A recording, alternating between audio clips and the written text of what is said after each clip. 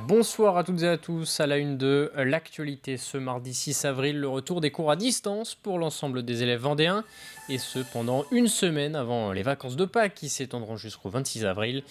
Ce matin, élèves comme enseignants ont dû reprendre leurs habitudes du premier confinement et s'adapter à nouveau pour que les cours puissent continuer. Exemple avec Jonathan Lequelec, professeur de sciences physiques dans un collège des Sables-d'Olonne. Il est aux côtés de Pierre Talissieux. C'est parti pour cette première semaine en distanciel depuis le premier confinement. Première question, est-ce que vous avez appris de ce premier confinement justement qui était compliqué pour tout le monde, on s'en souvient? Est-ce qu'aujourd'hui vous êtes un peu plus serein?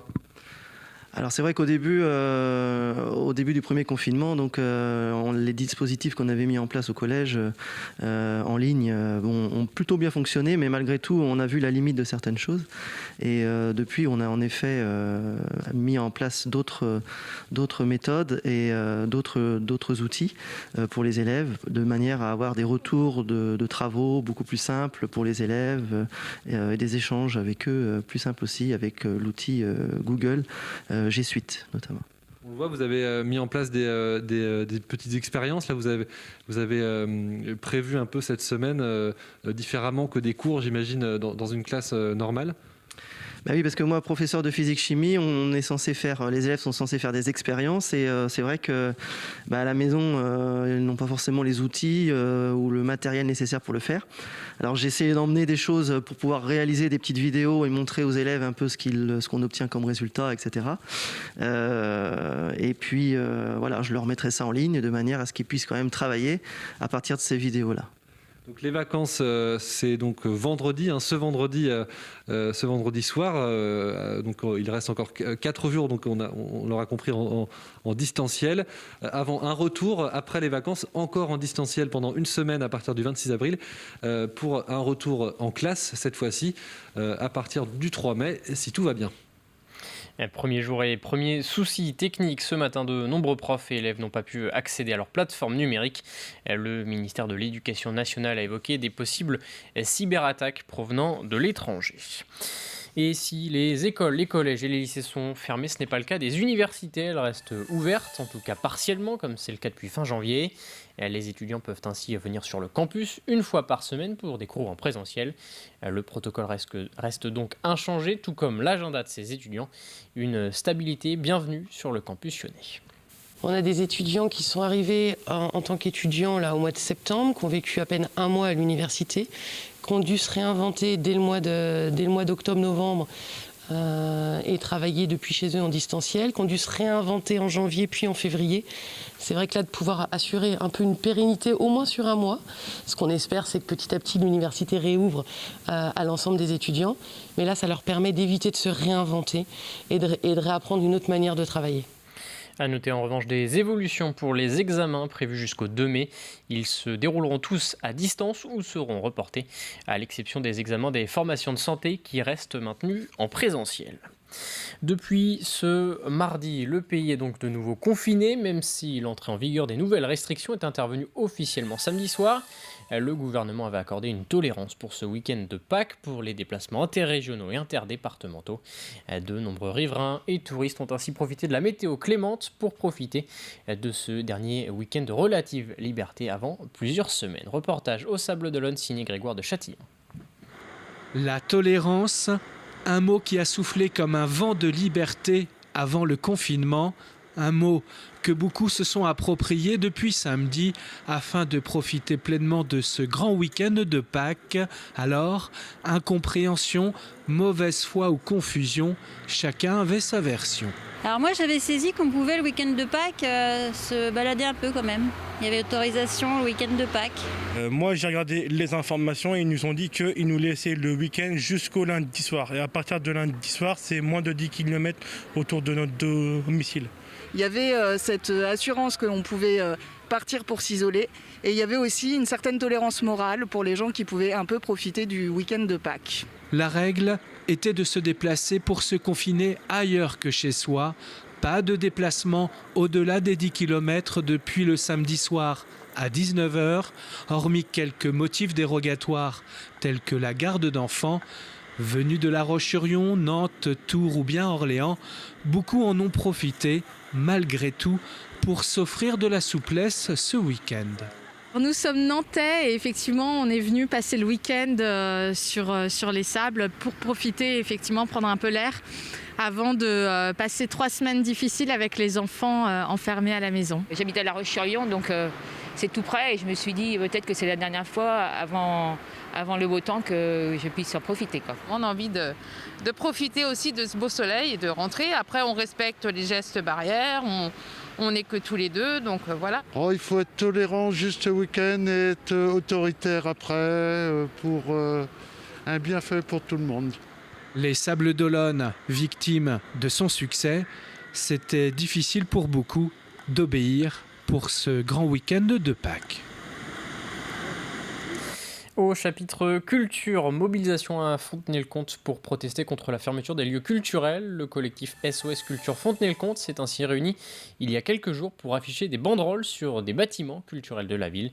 Il dénonce également la mise en place de la réforme de l'assurance chômage et demande son retrait. Et puis directement en lien avec la crise sanitaire, ils appellent à la prolongation de l'année blanche pour les intermittents du spectacle. Nous voulons défendre effectivement, dénoncer ces problématiques culturelles.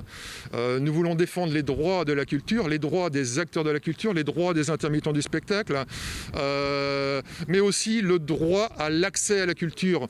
Aujourd'hui, nous sommes là aussi pour tirer la sonnette d'alarme pour le plus grand nombre d'entre nous, pour le bien de nous tous, c'est-à-dire de donner les droits de tous les citoyens à pouvoir se divertir. Direction Beauvoir-sur-Mer à présent pour évoquer la situation de son EHPAD, initialement composé de 2 établissements, l'un à Beauvoir-sur-Mer, donc l'autre à la Barre-de-Mont. Ce dernier a fermé en 2018 et a récemment été vendu pour près d'1 million d'euros, une somme qui va permettre de dégager de nouvelles ressources financières pour l'EHPAD. Le site va également être rasé, des logements pour personnes âgées y seront construits. Ce qui est important dans ce projet, qui va être quand même innovateur, c'est qu'il y aura une auxiliaire de vie, 7 jours sur 7, 24 heures sur 24, qui sera donc en vie avec les personnes âgées.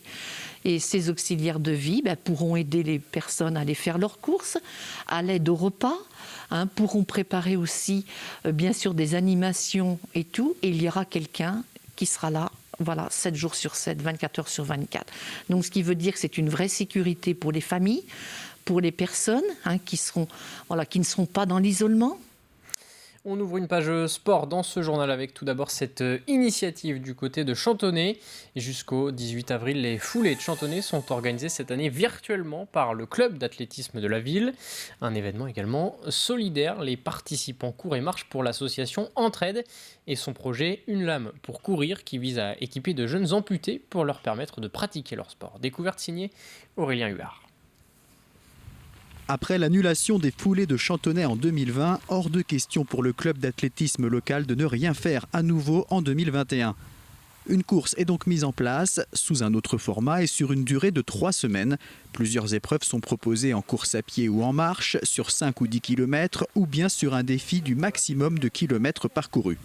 Il suffit de s'inscrire sur le site protiming.fr, de choisir de courir ou de marcher. Donc on choisit l'épreuve 5 km, 10 km ou le défi soit en courant soit en marchant. Le défi, on peut mixer la course et la marche. Les frais d'inscription sont vraiment modiques parce que nous, ce que l'on veut, c'est qu'on ait un maximum de marcheurs et de coureurs sur cette action. Une course virtuelle et surtout solidaire. Les frais d'inscription entre 5 et 10 euros sont intégralement reversés à l'association Une lame pour courir qui aide des enfants amputés à s'équiper pour pratiquer la course à pied ou l'athlétisme. Au niveau du club, on a le petit Axel depuis 5 ans maintenant au club qui progresse bien. L'enjeu, c'est qu'effectivement, il faut renouveler ce matériel de façon quasiment annuelle, compte tenu de la croissance et de l'évolution de l'enfant. Et c'est un coût entre 8 000 et 20 000 euros. Donc sans cette association, je pense que les enfants ne pourraient investir tous les ans dans ce matériel. L'intérêt premier, c'est de mobiliser les gens. Et moi, je dirais, il y a une autre course qui est importante, c'est que chacun essaye de ramener 1 ou 2 coureurs de la famille pour qu'il y ait le maximum de fonds collectés pour l'association Une lame pour courir. Cette course virtuelle permet également de maintenir un lien entre les membres du club.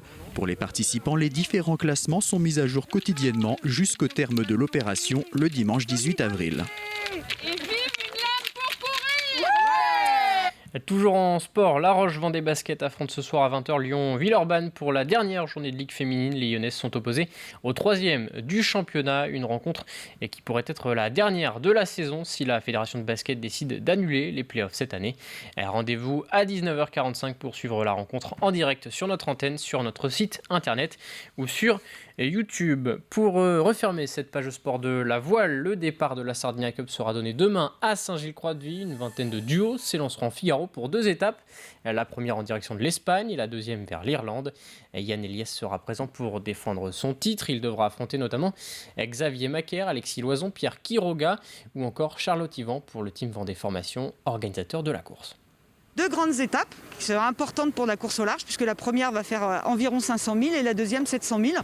Donc pour des navigateurs, même des navigateurs chevronnés, ce seront des grandes étapes de course au large. J'ai hâte, je suis curieuse de voir ce que ça va donner. Moi, je suis contente de naviguer en double parce que c'est un truc que j'ai beaucoup fait en dériveur et que j'aime bien, partager la course en double, c'est chouette. Voilà, après, on ne se met pas la pression, on ne s'est pas mis d'objectif de performance. On se met comme objectif de se faire plaisir, d'apprendre, parce que c'est l'esprit du team aussi de toujours apprendre et de progresser. Les prévisions météo pour demain, c'est une nouvelle journée où le soleil dominera le ciel vendéen toute la journée. Le seul changement aujourd'hui par rapport aux températures, le mercure va descendre en dessous de 0 degré demain matin. Comptez ainsi en -2 dans les terres et 1 sur le littoral. Au réveil entre 8 et 10 degrés pour les maximales. Dans l'après-midi, c'est la fin de cette édition. Je vous souhaite une très bonne soirée sur TV Vendée.